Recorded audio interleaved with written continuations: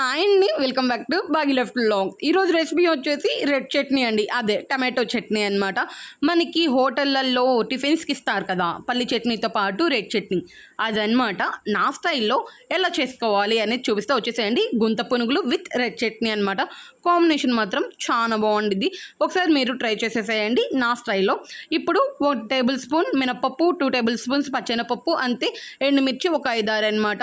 Taste అయితే చాలా బాగుండిద్ది. పచ్చెనపప్పు మినపప్పు వేయండి, దీనివల్లే వాళ్ళకి ఆ టేస్ట్ అయితే వస్తుందన్నమాట హోటళ్ళల్లో వాళ్ళకి. ఇప్పుడు అల్లం 1 ఇంచు, ఉల్లిపాయ మీడియం సైజ్, ఎల్లిపాయలు ఒక 5-6 రెమ్మలు, అంతే టమాటో మీడియం సైజ్ 3 అయితే తీసుకున్నాను.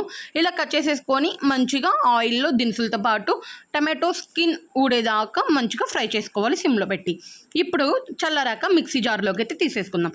మిక్సీ పట్టుకునే ముందు కొంచెం సాల్ట్ వేసుకోవాలి మన టేస్ట్కి తగ్గట్టు. మిక్సీ వేసేటప్పుడు కొంచెం వాటర్ వేసి మిక్సీ అయితే వేసుకోండి, ఎందుకంటే ఆ పచ్చెనపప్పు మినపప్పు వేసాం కాబట్టి కొంచెం థిక్గా ఉండిద్ది అనమాట. మీకు ఎంత థిక్నెస్ కావాలి లేదా కొంచెం సూప్ లాగా కావాలనేది చూసుకొని మీరైతే వేసుకోండి. చూసారు కదా ఇంట్లో థిక్గా అయితే వస్తుంది అనమాట. తాలింపు అయితే పెట్టేసుకున్నాను, అంతే. తాలింపులో ఎండుమిర్చి కరివేపాకు కూడా వేసేసుకున్నాను అనమాట.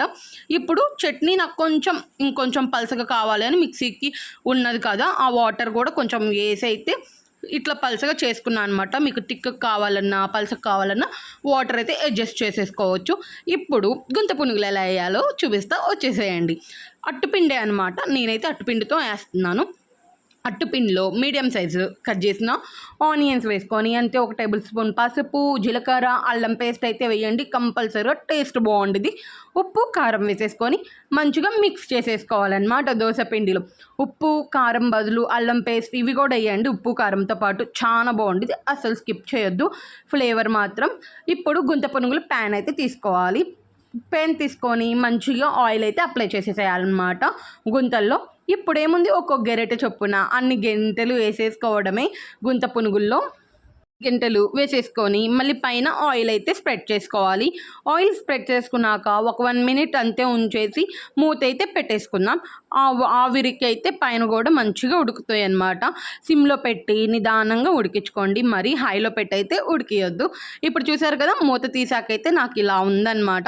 నేను ఇది ఉడికింది, కాకపోతే నేను గుంత పునుగులు వేసి చాలా రోజులైందనమాట, అందుకని అలా అతుక్కుంటున్నాయి. దానికి కొంచెం ఆయిల్ వేసి కనుక మీరు వేసుకుంటే చాలా బాగా అయితే వస్తాయి అన్నమాట.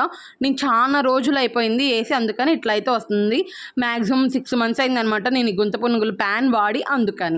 ఇప్పుడైతే ఇట్లా మొత్తం తిప్పేసుకోవాలి. చూసారు కదా మొత్తం చాలా మంచిగా అయితే వస్తాయి, మాడకూడదు, అందుకని సిమ్లో పెట్టుకొని చూసుకోండి.